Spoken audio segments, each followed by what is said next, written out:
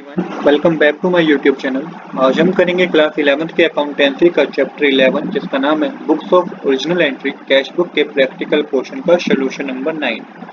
Question number 9 मैंने already note कर रखा है। क्वेश्चन नंबर 9 हमें कह रहा है enter the flowing transaction in the cash book with cash and bank column. आपको कुछ ट्रांजैक्शन गिवन है जिसकी आपको कैश बुक बनानी है और आपको उस कैश बुक में कैश कॉलम भी बनाना है और बैंक कॉलम भी बनाना है, मतलब कि आपको डबल कॉलम कैश बुक बनानी है।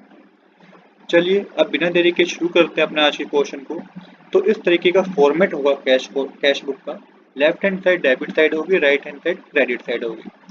यहाँ पे आप क्या करेंगे, left hand side debit particular voucher number ledger folio cash and bank का कॉलम बनाएंगे।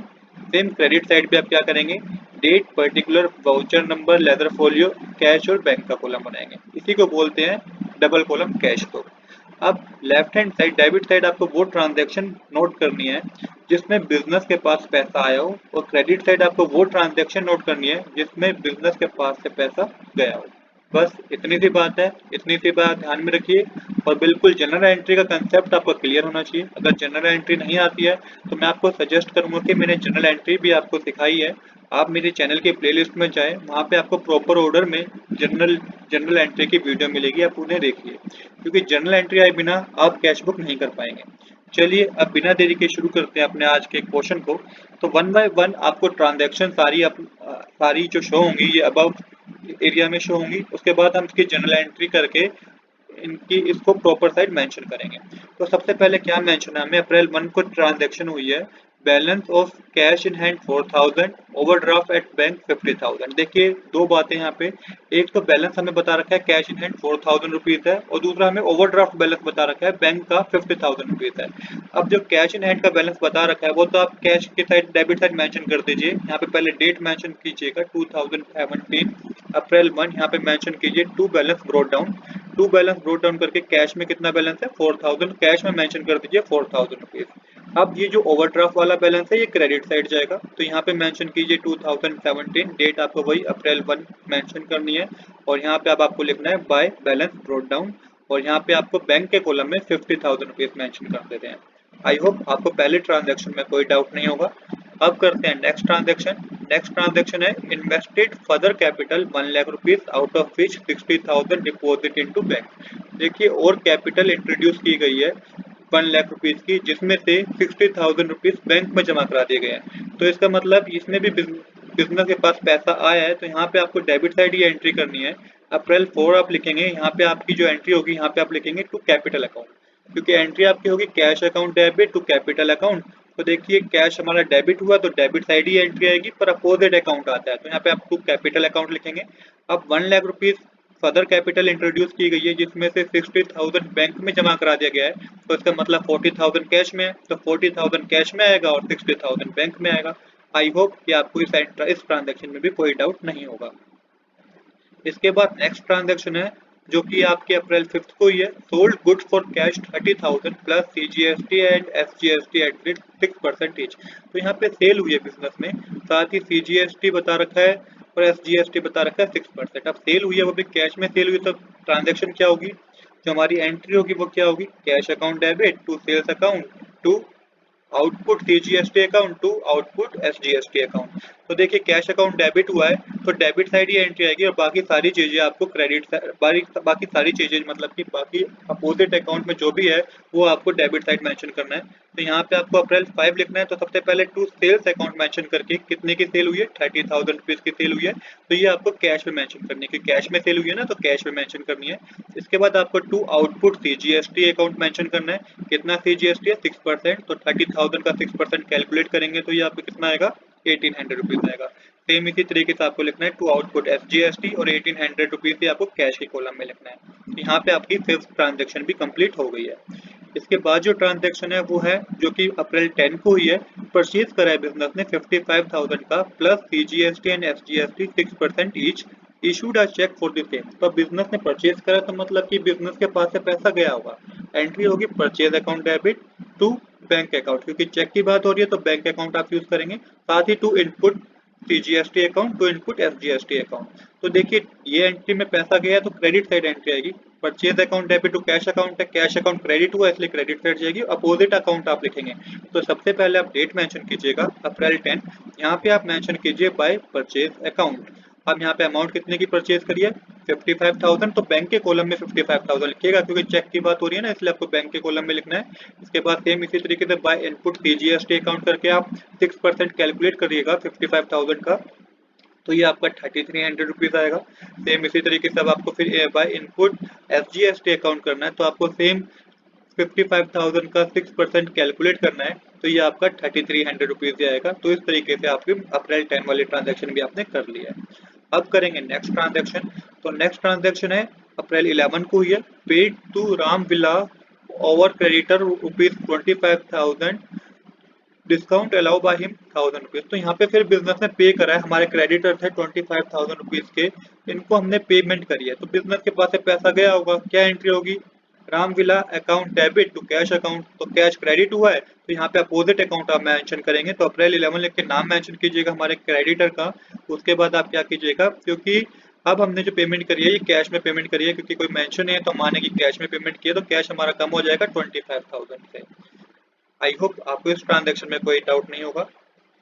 अब करते हैं नेक्स्ट ट्रांजैक्शन। जो नेक्स्ट ट्रांजैक्शन है rent of 8,000 plus CGST and SGST 6% each paid by cheque. तो यहाँ पे अब बिजनेस ने रेंट पे करा है, एंट्री होगी rent account debit to cash account, साथ में CGST और SGST है तो वो भी आपको कैलकुलेट करना होगा। तो टू कैश अकाउंट है तो मतलब कि क्रेडिट साइड ये एंट्री आएगी, और अपोजिट अकाउंट आपको आएगा, तो यहाँ पे आप लिखिएगा अप्रैल 14, पहले आप लिखिएगा बाय रेंट अकाउंट, अमाउंट के कॉलम में आपको लिखना होगा, सॉरी बैंक के कॉलम में आपको लिखना होगा 8,000 रुपीज। अब आपको CGST और SGST भी कैलकुलेट करना है, तो यहाँ पे बाय इनपुट CGST अकाउंट, कितना CGST कैलकुलेट होगा 8,000 का 6% कैलकुलेट करेंगे आप, तो आपका 480 आएगा। यहाँ पे फिर आपको लिखिए बाय इनपुट SGST अकाउंट, ये भी आपका 480 रुपीज आएगा। तो इस तरीके से आपकी ये एंट्री भी कंप्लीट हो गई है। नेक्स्ट एंट्री है हमारी जो कि अप्रैल 15 को हुई है, office furniture purchase and a cheque of 22,400 issue for the same including CGST SGST at 6% each. तो देखिए यहाँ पे ऑफिस फर्नीचर परचेज किया गया है जिसकी पेमेंट चेक के थ्रू की गई है, और इस अमाउंट में CGST और SGST इंक्लूड है। तो आपको सिंपल जो एंट्री होगी हमारी, क्या एंट्री होगी, furniture account debit to bank account. तो यहाँ पे आपको अपोजिट अकाउंट यूज करना है क्योंकि ये भी पेमेंट गई है, तो ये भी क्रेडिट साइड ही आएगी। अप्रैल 15 यहाँ पे आप लिखिएगा बाय फर्नीचर अकाउंट, और बैंक के कॉलम में आप मेंशन कर दीजिए 22,400। यहाँ पे अब आपको ऐसे CGST और CGST टैक्स और SGST टैक्स कैलकुलेट नहीं करना है। क्यों नहीं करना है, क्योंकि इंक्लूडिंग था। आई होप ये ट्रांजेक्शन भी आपको एकदम सिंपल लगी होगी, आपको इसमें कोई डाउट नहीं होगा। इसके बाद नेक्स्ट ट्रांजेक्शन है जो कि अप्रैल 16 को ही है, withdrew cheque for personal use. तो पर्सनल यूज के लिए चेक विड्रॉ करा गया है, इसका मतलब कि बिजनेस ने पैसा निकाला गया है, बिजनेस ने पेमेंट करी है, तो क्रेडिट साइड ही एंट्री आएगी। Drawing account debit to cash account होती है, इसकी एंट्री पर चेक के थ्रू है तो टू बैंक अकाउंट होगी। अपोजिट अकाउंट मेंशन कीजिएगा, क्रेडिट साइड ही एंट्री आएगी। यहाँ पे आएगा अप्रैल 16 और मेंशन कीजिएगा बाय ड्राइंग अकाउंट, और बैंक के कॉलम में मेंशन कर दीजिए 5,000 रुपीज। नेक्स्ट ट्रांजेक्शन है हमारे पास जो कि अप्रैल 18 को हुई है, collection from Atul 15,000 rupees deposit in the bank on 19 अप्रैल। अब देखिए यहाँ पे कॉन्ट्रा एंट्री होगी, पर उससे पहले भी एक एंट्री होगी। तो अप्रैल 18 को जो ट्रांजैक्शन हुई है, पेमेंट आई है बिजनेस के पास पेमेंट आई है, तो डेबिट साइड मेंशन होगा। यहाँ पे आप मेंशन करिएगा अप्रैल 18, नाम लिख के मेंशन कीजिए टू अतुल, और कैश के कॉलम में मेंशन कीजिए 15,000। तो यहाँ पे कैश के कॉलम में आपको मेंशन करना है 15,000। इस बात का आप ध्यान में रखिएगा क्योंकि हम एज्यूम कर लेंगे कि पेमेंट हमारे पास कैश में ही आई है, तो टू अतुल लिख के कैश के कॉलम में मेंशन कर दीजिए। अब उसको क्या इसमें अगली एंट्री में मेंशन है कि अप्रैल 19 को हमने वो चेक बैंक में जमा करा दिया, तो यहाँ पे आपको कॉन्ट्रा एंट्री करनी है। तो बैंक में जमा करा दिया तो पहले यहाँ पे डेट मेंशन कीजिए अप्रैल 19। अब बैंक का बैलेंस इंक्रीज हो गया होगा, तो यहाँ पे मेंशन होगा टू कैश अकाउंट लिख के आपको बैंक का बैलेंस इंक्रीज करना है, तो बैंक के अमाउंट में आप मेंशन कीजिएगा 15,000, और कॉन्ट्रा एंट्री के लिए सी मेंशन जरूर कीजिएगा। अब सेम इसी तरीके से क्रेडिट साइड भी कॉन्ट्रा एंट्री होगी, तो अप्रैल 19 लिख के यहाँ पे मेंशन कीजिए बाय बैंक अकाउंट, और कैश का बैलेंस कम हो गया अब यहाँ पे, तो 15,000 रुपीज आपको कैश में मेंशन करने होंगे, और कॉन्ट्रा एंट्री के लिए सी आप जरूर लिखिएगा। तो इस तरीके से आपने ये एंट्री भी कर लिया है। इसके बाद नेक्स्ट एंट्री जो है हमारी, जो कि आपकी अप्रैल 20 को हुई है, इसमें क्या कहा गया है, गुड सोल्ड किए गए हैं अमित राज को ₹80,000 plus CGST and SGST at 6%। अब इस एंट्री में भी ना कहीं पे कैश वर्ड मेंशन नहीं है, तो हम एज्यूम करेंगे हम इस एंट्री को कैश बुक में मेंशन नहीं करेंगे। तो इसके लिए अभी आप इस एंट्री को कैश बुक में मेंशन मत कीजिएगा। नेक्स्ट एंट्री जो हमें गिवन है वो है अप्रैल 25 को हुई है। रिसीव अ चेक, देखिए अब चेक रिसीव हुआ है अमित राज से। कितने का चेक रिसीव हुआ है? 88,000 रुपीज का चेक रिसीव हुआ है in full settlement of his account deposit into bank of 28 अप्रैल। तो 25 को चेक उसने दिया है और हमने 28 को बैंक में जमा कराया। तो यहाँ पे कंसेप्ट समझिएगा, क्योंकि बच्चे बहुत कंफ्यूज होते हैं यहाँ पे क्या करना है। अब देखिए रिसीव हुआ है चेक हमें 88,000 रुपीज का अप्रैल 25 को। तो यहाँ पे आपको एज्यूम करना है कि जो चेक रिसीव हुआ है वो एक तरह से हमें कैश का आपको लेकर चलना है कि हमें कैश ही रिसीव हुआ है। यहाँ पे आपको ये एज्यूम करना है कि 88,000 हमें कैश रिसीव हुआ है। तो ये डेबिट साइड में एंट्री आएगी। यहाँ पे पहले लिखिएगा अप्रैल 25, यहाँ पे मेंशन कीजिए टू अमित राज और कैश के कॉलम में मेंशन कीजिएगा 88,000 रुपीज। अब क्या है कि अब उसने बैंक में जमा करा दिया 28 अप्रैल को। तो यहाँ पे कॉन्ट्रा एंट्री करेंगे। तो यहाँ पे सबसे पहले अप्रैल 28 लिखिए, तो बैंक का बैलेंस इंक्रीज हो गया होगा। तो यहाँ पे मेंशन कीजिएगा टू कैश अकाउंट और बैंक के कॉलम में मेंशन कर दीजिए 88,000। कॉन्ट्रा एंट्री के लिए सी मेंशन जरूर कीजिएगा। नेक्स्ट सेम एंट्री आपको क्रेडिट साइड भी करनी है। तो अप्रैल 28 लिख के यहाँ पे मेंशन करना है आपको बाय बैंक अकाउंट और कैश का बैलेंस अब कम हो गया तो 88,000 रुपीज आपको कैश में मेंशन करने हैं। आई होप आपको ये एंट्री भी क्लियर होगी। अब करते हैं नेक्स्ट ट्रांजैक्शन। नेक्स्ट ट्रांजैक्शन है जो कि 29 अप्रैल को हुई है। Withdrew from the bank for salary of the office staff ₹25,000।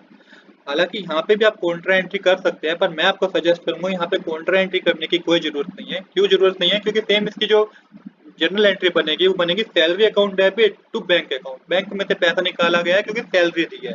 अब यहाँ पे आप सिंपल क्रेडिट साइड मेंशन कीजिए अप्रैल 29 बाय सैलरी अकाउंट और आपको बैंक के कॉलम में मेंशन करना है 25,000 क्योंकि बैंक का बैलेंस हमारा कम हो गया है। इसके बाद जो ट्रांजैक्शन है वो भी अप्रैल 29 को हुई है। पेड की है सैलरी मैनेजर को बाय चेक 10,000 रुपीज। तो ये भी सेम बात है। तो यहाँ पे आपको लिखना है अप्रैल 29 बाय सैलरी अकाउंट और बैंक के कॉलम में मेंशन कर दीजिए 10,000।